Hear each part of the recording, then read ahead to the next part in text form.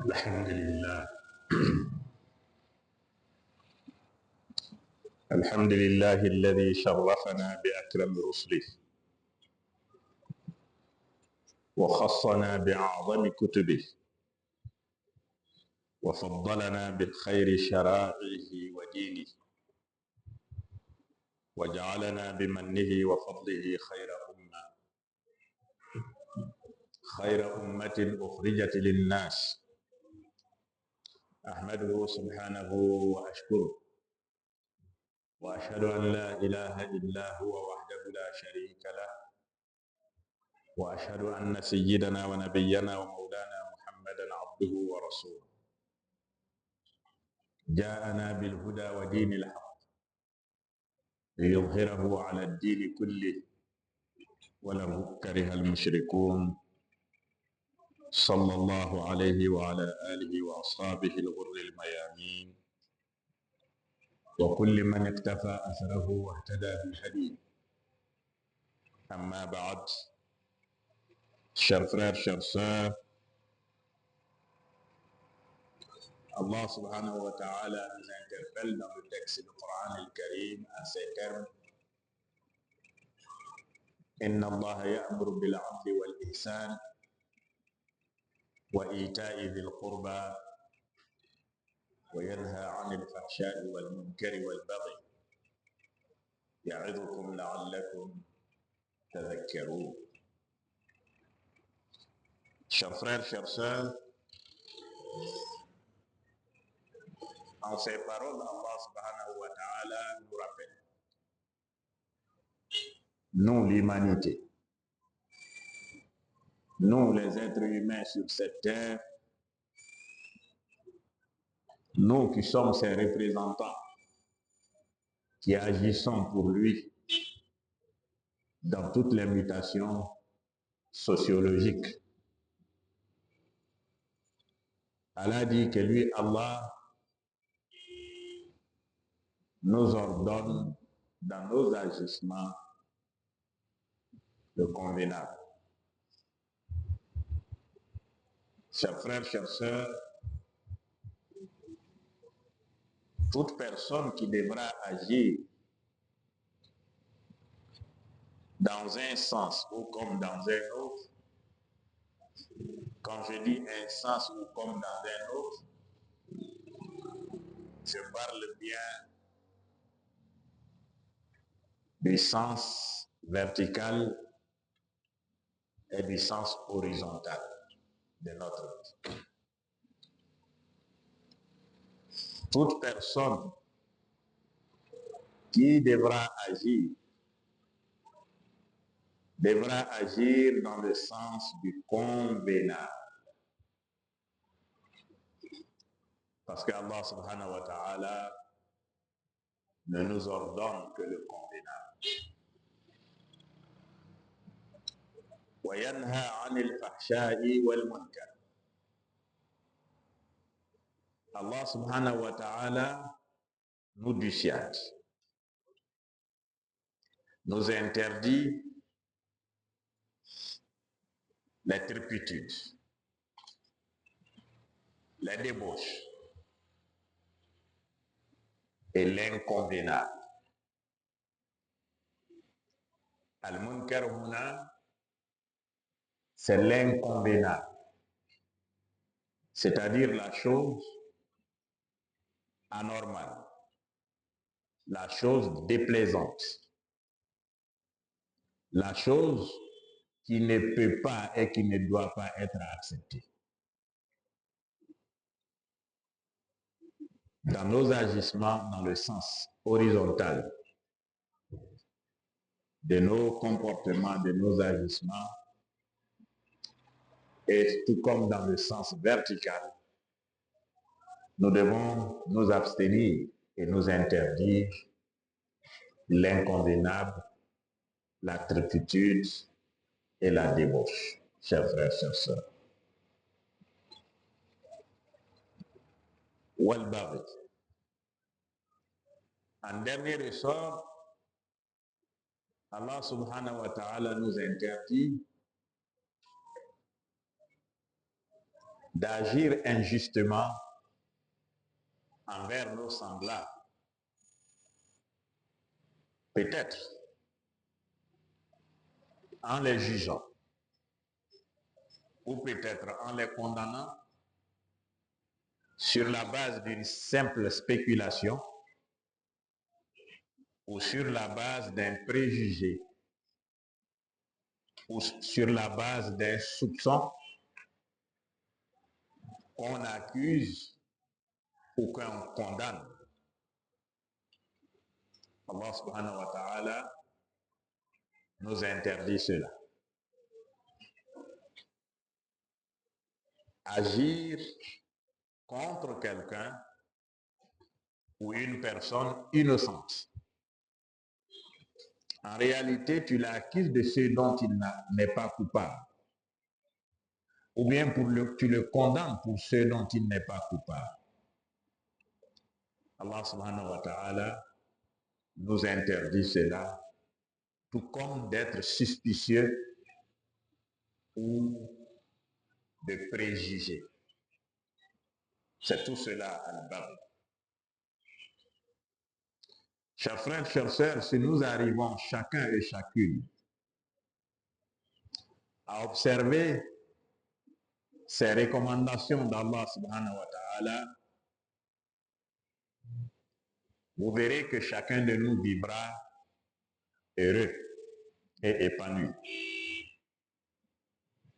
Vous verrez que notre société sera une société équilibrée par la justice, équilibrée par la tranquillité de vie, équilibrée, n'est-ce pas, par la paix. Mais sans ces éléments que nous venons d'énumérer, il nous sera difficile nous-mêmes d'être en paix avec nous-mêmes, d'être en paix avec nos semblables. Et lorsque nous ne serons pas en paix, ni en paix avec nous-mêmes, ni en paix avec nos semblables, nous ne pourrons jamais forger une société de paix. Nous ne pourrons jamais forger une société de tranquillité et de prospérité. Parce que nous serons en nous-mêmes une menace pour nous-mêmes, nous serons une menace pour nos semblables et nous serons une menace pour notre société. Ce qui m'amène à revenir sur le verset de sourate Furqan. Le verset 20 de sourate Furqan qui a fait l'objet de l'intitulé du sermon du vendredi passé, qu'avec l'aide de Dieu, j'ai pu tenir ici avec vous. Allah subhanahu wa ta'ala dit وَجَعَلْنَا بَعْضَكُمْ لِبَعْضٍ فِتْنَةً.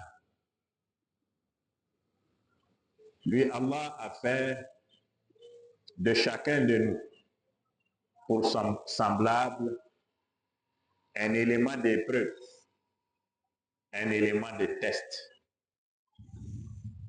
Chers frères, chères sœurs, chacun de nous constitue un élément d'épreuve pour l'autre, un élément d'évaluation de soi. En quelque sorte, chacun de nous est un miroir pour l'autre qui doit lui permettre de voir, de constater ses qualités et ses lacunes. Ce n'est pas les lacunes de l'autre que tu vois, mais en l'autre, ce sont tes propres lacunes que tu dois voir. En l'autre, ce sont tes propres qualités que tu dois voir.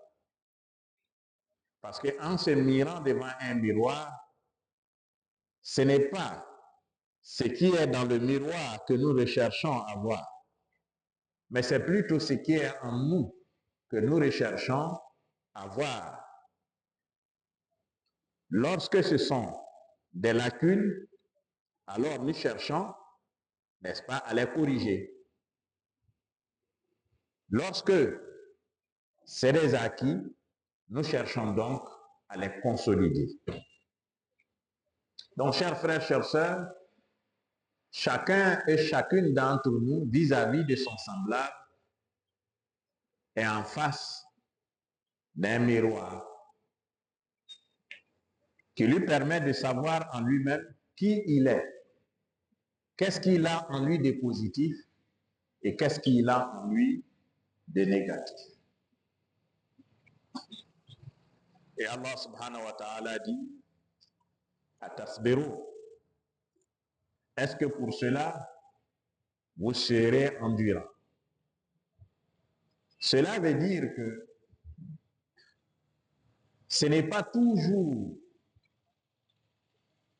que notre semblable agit en bien avec nous.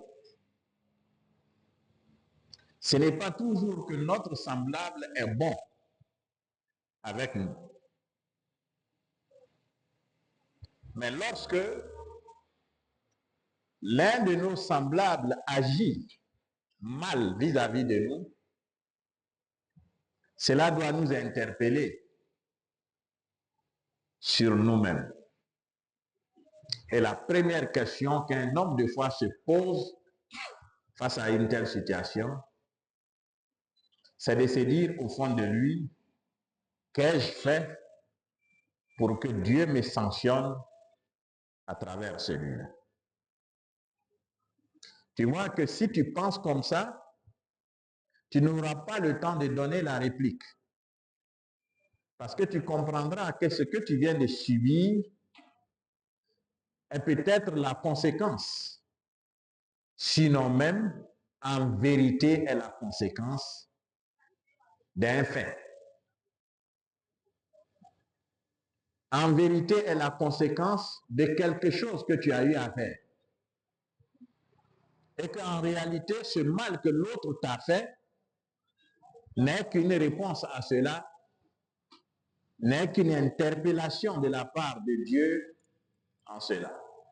Voilà pourquoi Allah te dit وَمَا أَصَابَكُم مِّن مُّصِيبَةٍ فَبِمَا كَسَبَتْ أَيْدِيكُم. Tout ce qui vous arrivera en mal, tout ce qui vous arrivera de ce que vous n'aimez pas ou de ce que vous détestez, tout ce qui vous arrivera en termes de souffrance et de malheur est la conséquence de vos propres actes antérieurs que vous avez posés.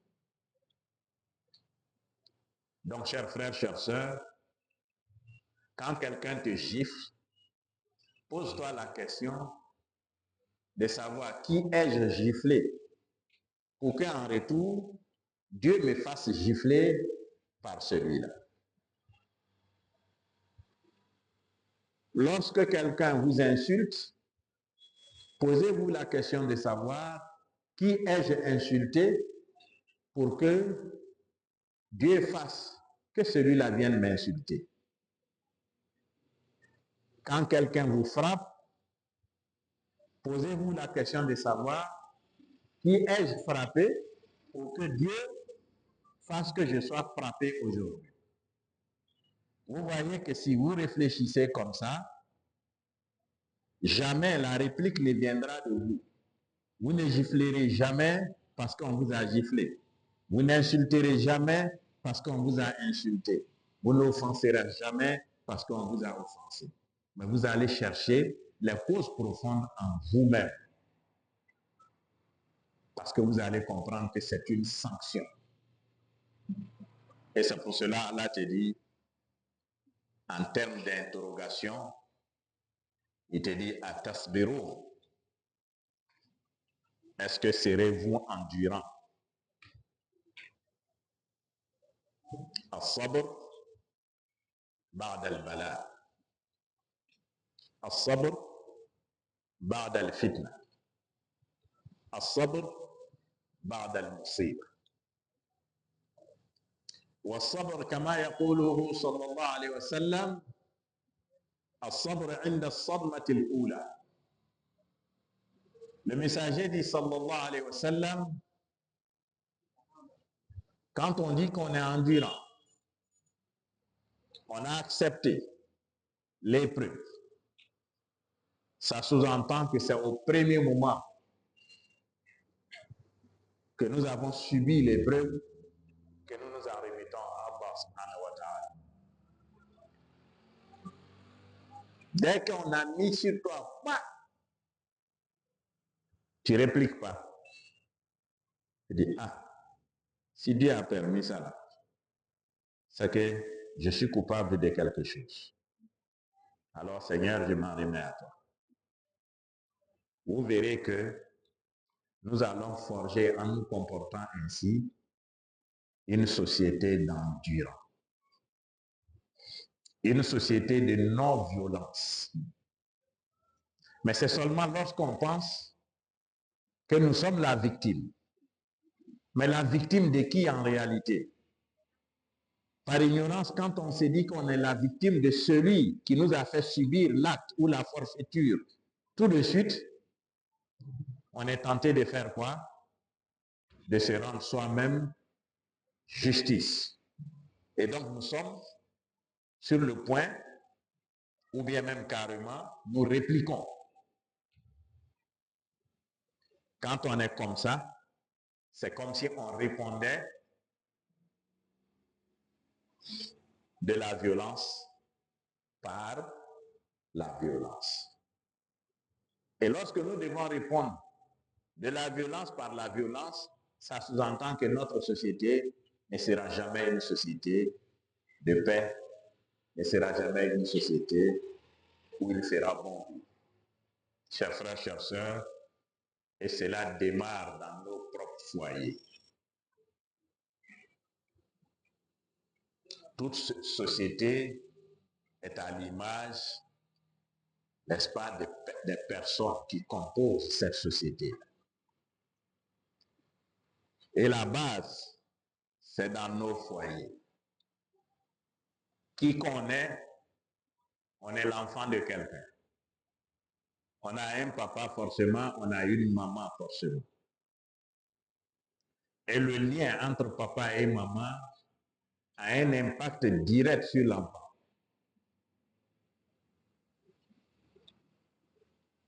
La bonne gestion de la vie du couple a un impact positif sur l'enfant.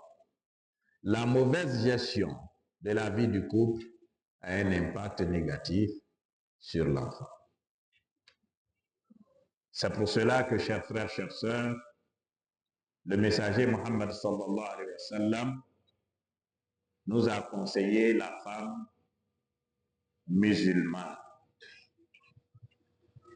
Quand on dit la femme musulmane, ce n'est pas la femme hypocrite qui atteste de sa bouche son islamité,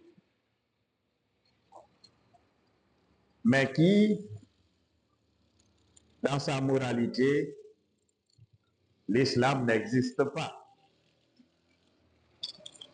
Quand le messager dit la femme musulmane, ce n'est pas la femme hypocrite qui, de par son nom de famille, ou de par son accoutrement, ou de par son ethnie, est musulmane, mais de conviction, elle ne l'est pas. Ce n'est pas de celle-là qu'il s'agit. Quand le messager Mohammed sallallahu alayhi wa sallam parle de la femme musulmane, mais ce n'est pas la femme hypocrite qui, dans le verbe, a tout d'une musulmane, mais dans sa conduite sociale, elle n'a rien de valeur islamique, elle n'a rien d'éthique et de la moralité, de l'éthique et de la moralité de l'islam. Mais quand le messager nous recommande, nous les hommes, de faire le choix de la femme musulmane, le messager fait allusion à la femme musulmane honnête et sincère dans sa foi, qui est en phase avec la charia de l'islam. Chers frères, chères sœurs, En réalité, c'est avec nos lois, autres que la loi musulmane, que nous devons tricher, que nous devons être hypocrites. En réalité, c'est à nous d'accorder plus d'importance et plus de valeur en ce que notre foi nous recommande que ce que nous recommandent les autres. C'est pour cela qu'il faut comprendre que l'islam n'est pas seulement l'accoutrement et le verbe ou l'ethnie, mais l'islam, c'est d'abord la science, c'est-à-dire une vision et une civilisation. Ensuite, l'islam, c'est quoi? C'est une conviction. La conviction honnête et sincère. Troisièmement, l'islam, c'est un engagement moral et physique. Dans la tête, je suis prêt pour ça. Et dans mon corps, je fais que ça. C'est cela l'islam. Chers frères, chères sœurs, il y a deux catégories de musulmans qui n'auront de récompense auprès d'Allah que l'enfer. Il y a des musulmans kafiris. Peut-être qu'on ne le sait pas trop. Certains musulmans sont kafiris. Le kafiri, c'est qui? C'est celui-là qui peut-être est de l'ethnie des musulmans. Les ethnies reconnues, réputées musulmanes, peut-être qu'il fait partie de ces ethnies-là. Deuxièmement, dans le nom et l'accoutrement, il a tout d'un musulman. Troisièmement, il a le verbe d'un musulman.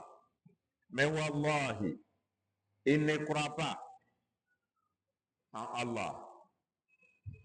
Il ne croit pas au messager Muhammad sallallahu alayhi wa sallam comme envoyé d'Allah. Il ne croit pas au Coran al-Karim comme la charia émanant d'Allah.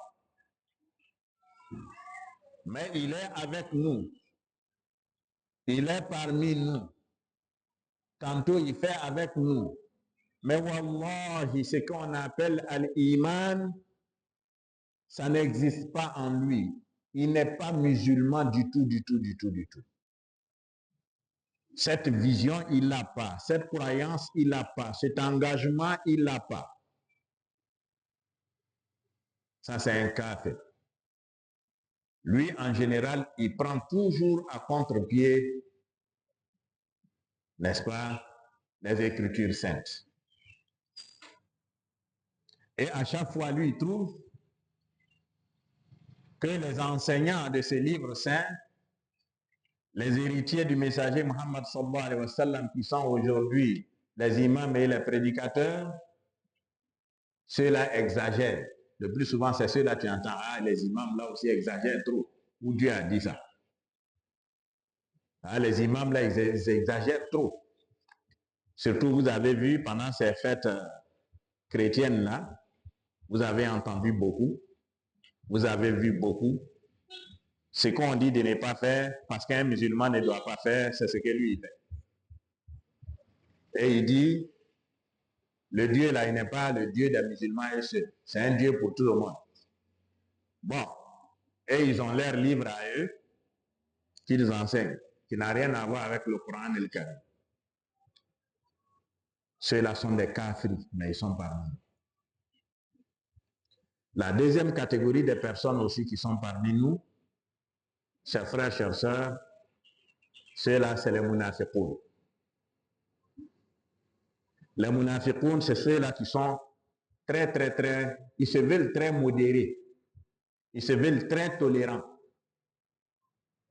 Et dans leurs propos, ils ne veulent pas écorcher des sensibilités.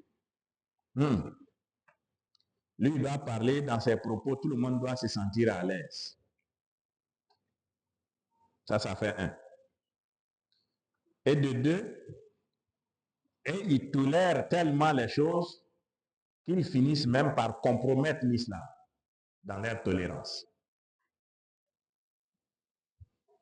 Ça veut dire que il est acteur passif de tout ce que l'islam interdit. Mais c'est lui qui a le verbe plus que tout le monde. Quand il est habillé, il est plus musulman que tout le monde. Quand il parle, il détient la science de l'islam plus que tout le monde. Et ceux-là, je vous dis, ils sont parmi nous, les imams. Ils sont très éloquents. C'est eux qui sont à la recherche de l'amitié des pervers à tout instant. Ceux qui sont dans la crépitude et la débauche et qui ont les moyens financiers, là, c'est ceux-là que ces types d'imams-là veulent pour amis. Parce qu'il n'est qu'à la recherche de ce bas monde. Tout verbe qui peut l'empêcher d'obtenir la voiture qu'il doit obtenir de cet ami-là, qu'il doit dénoncer ou critiquer, qui sait que cet ami-là est dans ça, il va s'abstenir de dire ça parce qu'en le disant, il va perdre la voiture. Il va s'abstenir de dire ce qu'il doit dire parce que celui-là doit lui donner une maison. Alors qu'il est là, il sait ça de lui, s'il dénonce ça, il dit que c'est pas bon, que leurs regards se croisent, mon ami, c'est fini. Donc ceux-là sont les premiers à nous rappeler chaque fois combien de fois Dieu est miséricordieux et que Dieu pardonne tout péché. Chers frères, chers sœurs, je vais vous dire aujourd'hui, Dieu ne pardonne pas tout péché. L'imam qui te dira que Dieu pardonne tout péché, il faut dire qu'il a fait une mauvaise lecture du verset du Coran al-Karim qui dit « Inna Allah yaghfir dhunuba jami'a ». Il a fait une très mauvaise lecture de ce verset. Voilà pourquoi la théologie en islam n'est pas donnée à qui veut, mais c'est à qui doit. Ne doit pas être imam en islam qui veut, mais c'est qui doit. Donc l'imam ne doit pas être notre débouché, parce qu'on allait faire des études arabes, on manque de bonne insertion sociale, on vient s'ingérer dans l'imama, on s'impose parce qu'on est éloquent, on dit n'importe quoi. Non. Chers frères, chères sœurs, c'est chez les chrétiens que Dieu pardonne tout péché. Mais en islam, Dieu ne pardonne pas tout péché.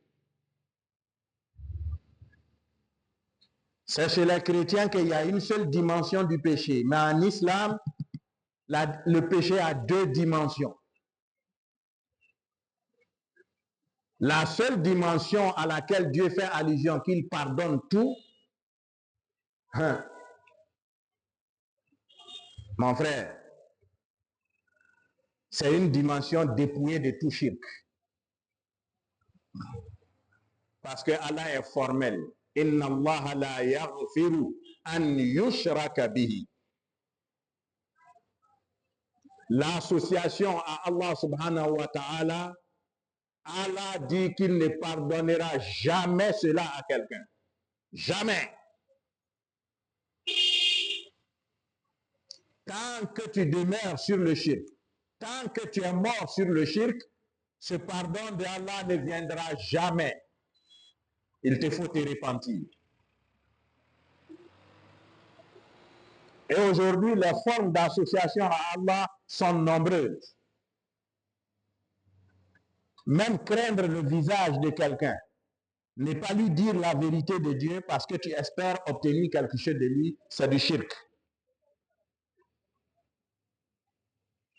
Parce qu'Allah t'a déjà dit que c'est lui, Allah, le pourvoyeur de subsistance. Celui dans la main de qui tu attends là, est-ce qu'il a lui-même sa vie entre ses mains? Tu l'as vu à la mosquée, il t'a dit, tu n'as pas pu lui dire ce que tu devais dire. Est-ce que tu sais qu'en sortant de la mosquée, s'il va mourir ou pas? Qu'est-ce qui te dit que ce que tu attends de lui? Et que pour ça, tu ne lui as pas dit la vérité de Dieu là. Dieu te permettra de l'obtenir de lui. C'est du shirk. Tu as donné le pouvoir de Dieu à une tierce personne. Tu as associé cette personne-là au pouvoir de Dieu. Tu es un mushrik. À plus forte raison,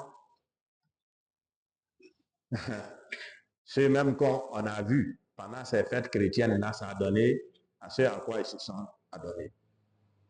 Chers frères, chers sœurs, le péché du shirk, Allah ne le pardonnera à personne. Illa man taba wa amana. Illa man taba wa amana. Pour se faire pardonner, il faut te repentir. Ça veut dire que renoncer complètement au shirk et demander pardon à Allah et promettre de ne jamais récidiver. Chers frères, chers sœurs, nous sommes musulmans. Et l'islamité veut dire acceptation d'Allah et soumission volontaire à lui. Et l'engagement de n'adorer que lui. Voilà le sens de l'islamité. La na'budu illallah wa la nushrik bihi shay'a. Nous n'adorons qu'Allah et nous n'associons absolument rien à Allah. Fi dhatihi wa fi asma'ihi wa sifatihi.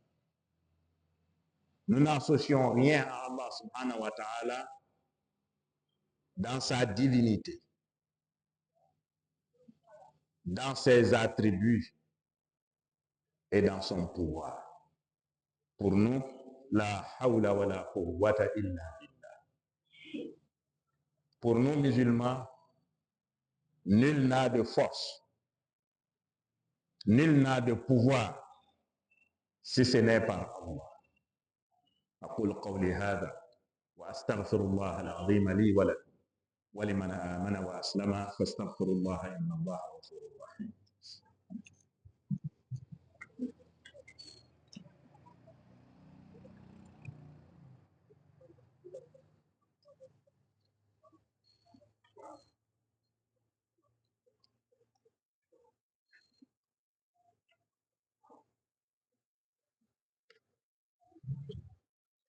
الحمد لله على حلمه بعد علمه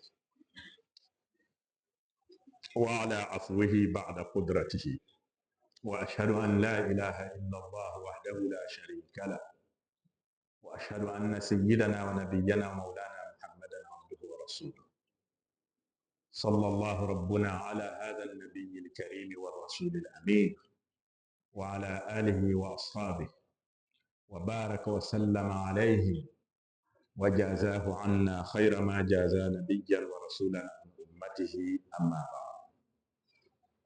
Chers frères, chers sœurs,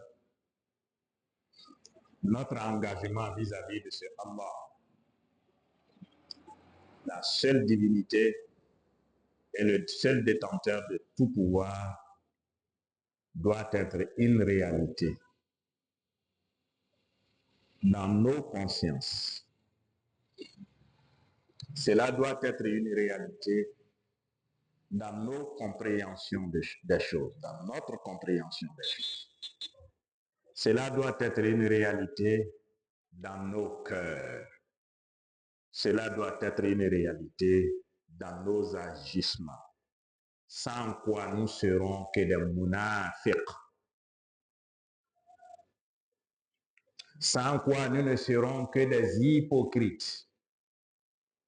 L'hypocrite, c'est le malhonnête en islam. Il montre ce qui n'est pas en réalité. Pour lui, son intelligence lui permet de tromper Dieu lui-même. Parce qu'il se voit arriver à tromper l'islam et les musulmans.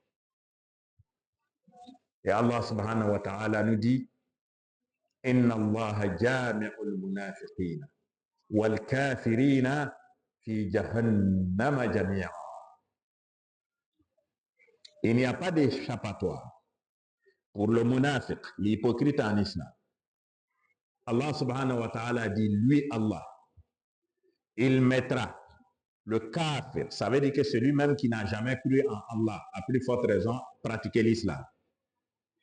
lui Allah, ce dernier, il le mettra avec le munafiq. Le munafiq, c'est celui-là en apparence qui est musulman, mais dans l'engagement, il ne l'est pas. Dans son agissement, il ne l'est pas. Dans sa compréhension des choses, il ne l'est pas. Dans sa philosophie, il ne l'est pas. Dans son cœur, il ne l'est pas. Mais il montre à tous qu'il l'est. C'est celui-là le munafiq. Allah dit que lui, Allah mettra ce munafiq-là. Et celui qui n'a jamais accepté Dieu comme la seule divinité, a plus forte raison de l'adorer, qui est le kafir, lui, Allah mettra les deux, tous deux ensemble, dans l'enceinte de Jahannam. Ça veut dire qu'il n'y a pas d'échappatoire pour ce dernier. Chers frères, chères sœurs, c'est pour cela que notre credo ici est de forger des musulmans nouveaux, avec une nouvelle conscience islamique qui doit rompre avec les liens biologiques et les patronymes. Même si nous sommes nés dedans, nous devons l'être en réalité. Chers frères, chères sœurs, nous ne le sommes pas. Parce que nous sommes les premiers à nous adonner à tous ceux à quoi l'islam interdit le musulman. Chers frères, chères sœurs. C'est pour cela que j'ai axé mon intervention du vendredi passé sur la vie du couple. C'est le socle de notre société. Tout part de là. C'est le laboratoire, n'est-ce pas, des êtres humains. C'est là qu'on fabrique les êtres humains. Et les êtres humains qui sortent de là, c'est eux, n'est-ce pas, les hommes de la société. C'est eux qui vont édifier la société, forger la société. Prenons soin sur nous d'analyser nous-mêmes l'évolution de notre société. Quand la normale devient la norme. Aujourd'hui, nous sommes en train de démystifier tout ce qui est mystique. De dévaluer tout ce qui a de la valeur. De désacraliser tout ce qui est sacré. Chers frères, chères sœurs, l'union entre un homme et une femme musulmane dans l'acte sexuel est sacralisée par Allah. Mais regardez jusqu'à quel point nous avons désacralisé cet acte-là. Les enfants musulmans issus de la fornication et de l'adultère sont les plus nombreux aujourd'hui.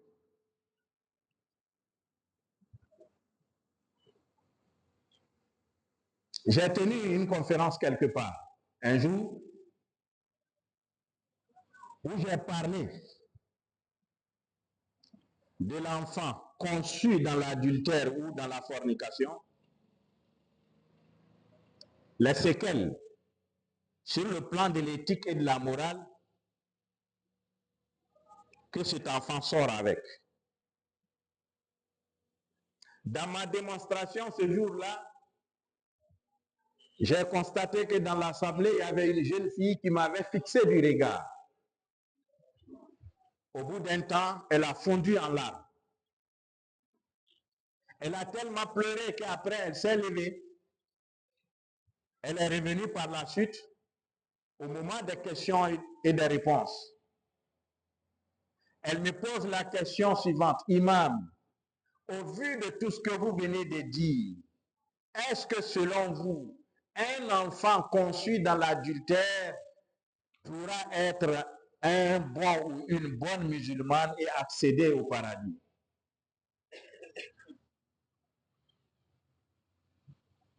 Chers frères, chères sœurs, c'est des vérités que souvent les hommes de Dieu vous cachent. Je vais vous dire, il sera extrêmement difficile à un enfant conçu dans l'adultère d'accéder au paradis. Ça sera difficile. Il peut accéder, mais ça ne sera pas facile pour lui. Cette vérité-là, il faut que nous, on vous la dise. Et c'est à cause de cette vérité-là, vous nous voyez prier dans la rue. Hein? Parce que si nous avions accepté de ne pas dire ces choses-là, nous serons dans des cadres mieux que ça. Mais ce sont ces vérités que nous disons qui gênent là, qui font que aujourd'hui nous-mêmes nous avons pris du recul sur beaucoup de choses. Parce que nous ne voulons pas jouer les valets pour des hypocrites. Nous ne voulons pas jouer les valets pour des personnes qui agissent contre l'islam. Non. L'islam, c'est des valeurs sans lesquelles il n'y a pas d'islam. Et voilà pourquoi le messager sallallahu alayhi wa sallam nous a prévenu qu'un moment viendra dans ce bas monde, l'islam sera dépouillé, vidé de tout sauf son nom. C'est le nom qui va rester. Mais tout ce qui est islamique va foutre le camp. Ça ne sera pas par la faute des autres, ça sera de par nous-mêmes notre faute, chers frères, chères sœurs. Dans les 5 minutes qui me restent, je vais ouvrir une parenthèse et que, Inch'Allah, le vendredi prochain, nous allons poursuivre. J'ai dit bien, l'enfant conçu dans l'adultère et dans la fornication peut accéder au paradis. Il peut. Il peut même être un élu de Dieu. C'est ce qu'on appelle wali là. Il peut être wali de Dieu. Il va accéder au paradis. Et à travers lui, beaucoup de gens même pourront accéder au paradis. Mais, lui, sa tâche n'est pas facile. Parce qu'il y a des choses en lui avec lesquelles il est né qui ne lui seront pas faciles d'abandonner. Il est l'enfant de 2 gros menteurs. Sa maman ment, son papa ment. Et le menteur ne donnera naissance qu'à quoi? À un autre menteur. Scientifiquement, c'est démontré. Son papa est un traître. Dans l'adultère et la fornication, là, tout ça là est dedans. Hein? Parce que pour avoir la jeune fille, tu ne vas pas lui dire toujours la vérité. Tu vas lui mentir. Et c'est sur la base du mensonge que tu vas la convaincre.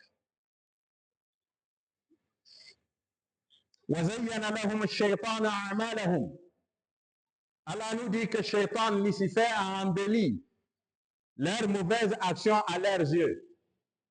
Cette jeune femme-là aussi, en général, elle aussi, elle aime le mensonge. Quand tu lui dis la vérité, tu ne peux pas l'avoir. Il faut lui mentir pour l'avoir. Donc, il y a un qui dit le faux, il y a l'autre qui accepte le faux. 2 faussaires donnent naissance à quoi? À un autre fausseur. Ce que je dis là, si tu es sûr de toi que tu n'as pas été conçu, après le mariage de ton père et ta mère, tout ce que je suis en train de dire là, va t'asseoir toi-même, réfléchis. Tu vas trouver soit le tout en toi, ou la plupart de ce que j'ai dit là, tu vas le trouver en toi. C'est pour cela que ta tâche ne sera pas facile.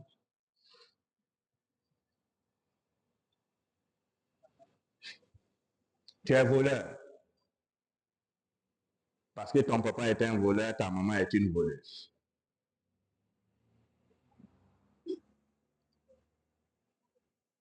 Tu es transgresseur. Parce que ton père est un transgresseur, ta maman est une transgresseuse.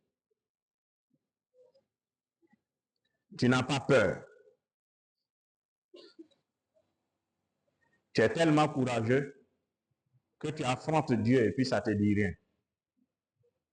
Parce que ton père et ta mère étaient tellement courageux qu'ils ont affronté Dieu. En disant à Dieu, tu dis de ne pas faire ça, mais nous on a fait. Et puis tu vas faire quoi? Toi tu es le fruit de ça, la désobéissance. En général, l'enfant conçu dans l'adultère et la fornication est un grand désobéissant. Il n'accepte pas le plus souvent ce qu'on lui dit. Il n'est guidé que par ce que lui, il aime, ce que lui, il veut faire, là. C'est ça qu'il fait. Donc, si la chance pour lui, il a eu l'amour de Dieu, alhamdulillah. Mais s'il n'a pas l'amour de Dieu, pour l'amener à l'amour de Dieu, Troisième chose, il va aimer la débauche et la turpitude, parce qu'il est le fruit de la débauche et de la turpitude. Mon frère, je vais te donner une simple image scientifique, il me reste 1 minute. Quand tu as la femelle de la bête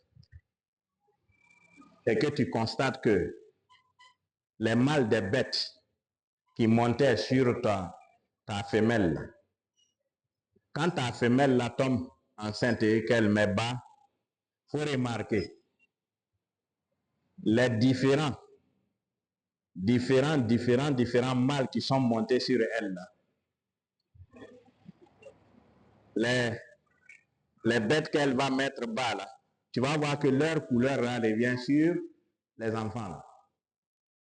Si c'était un mouton à tête noire, tu vas voir que parmi là, ce qu'elle a mis au monde là, il y a un mouton tête noire.